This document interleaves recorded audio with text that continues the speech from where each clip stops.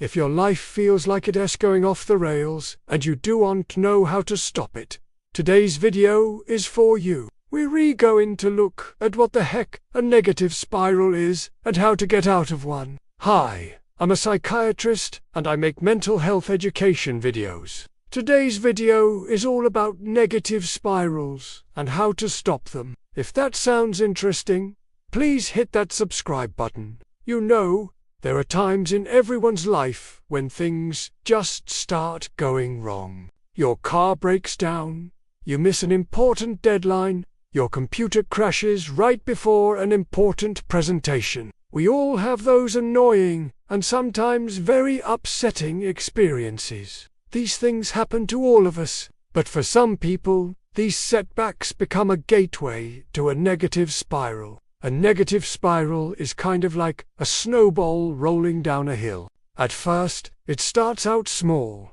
but as it rolls, it picks up more snow and gets bigger and bigger until whoosh, it hits something and comes to a stop. Negative spirals can happen fast, or they can drag on for weeks or even months. Let us talk about the components of a negative spiral, and then we'll talk about how to stop it. So the first component of a negative spiral is the trigger. Like I said, this can be missing a deadline, getting in a car accident, finding out that someone close to you has died, or even something as mundane as spilling coffee on your white shirt, and it sets off the downward spiral. The next part of the spiral is feeling overwhelmed and maybe even hopeless. For example, if you missed an important deadline, you might think to yourself, I'm disorganized, I'm unreliable, no wonder my boss doesn't trust me, or I'm such an idiot, how could I have made that mistake? Now you see how quickly negative self-talk can turn a simple setback into a negative belief about yourself. You start to feel demoralized and maybe even worthless. Next comes the avoidance. When you feel overwhelmed and demoralized, you're not going to want to take action.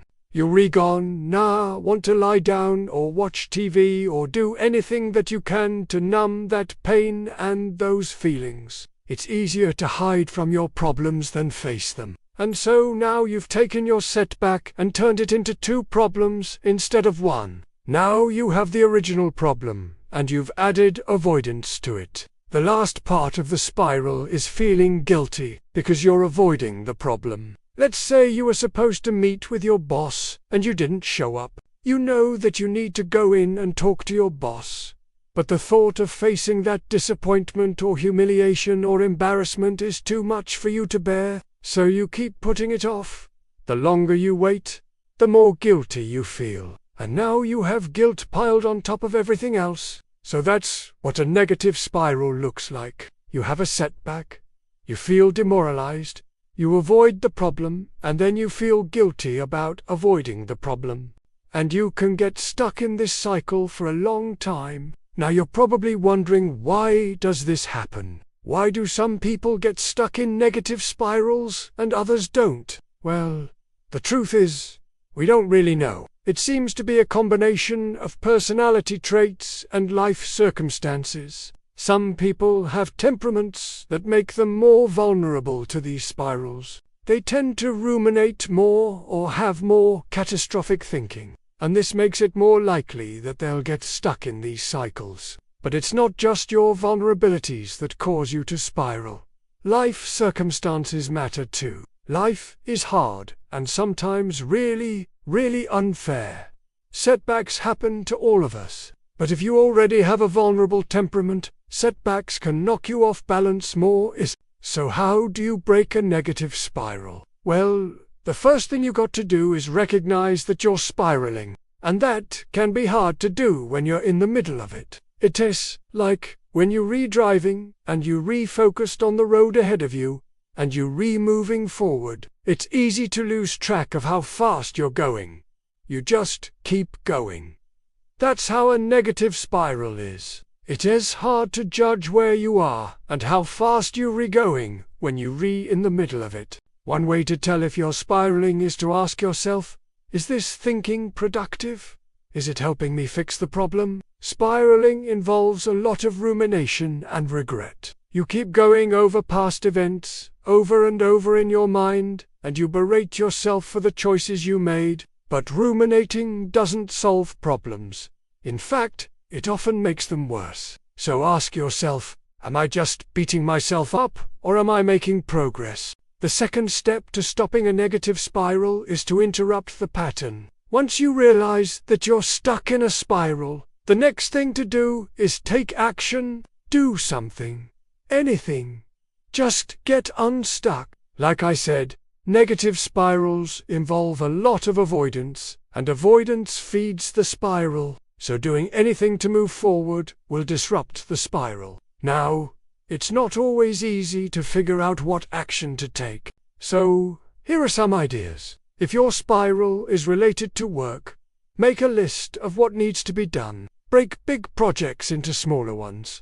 Ask for help. If your spiral is related to relationships, reach out to a friend or family member. Even if your spiral is related to something like anxiety or depression, reaching out to a mental health provider is a good first step. And once you get that first win under your belt, use that momentum to keep going. The third way to stop a negative spiral is to practice self-compassion. I know this sounds touchy-feely, but I promise you it works. When you get stuck in a negative spiral, you tend to beat yourself up a lot. You might call yourself names or say cruel things to yourself. You may focus on every little mistake you make and blow it way out of proportion. It's easy to be hard on yourself. I mean, we all want to be high achievers, and we all want to do a good job, but being too hard on yourself is counterproductive. When you're constantly berating yourself,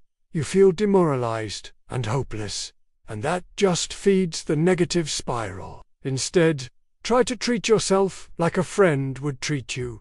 Offer yourself words of kindness and understanding. Try to see your mistakes as opportunities for growth rather than proof that you're a loser. Sometimes negative spirals are hard to get out of on your own.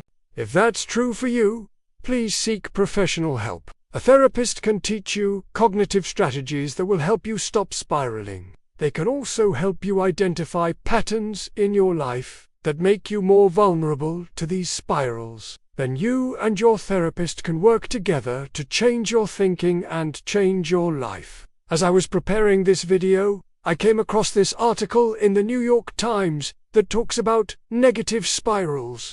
The article is called The Downward Spiral and How to Stop It. It's by a journalist who has written several books about mental health. I'll leave a link to the article in the description of the video. It's a quick read, and it offers some really practical advice.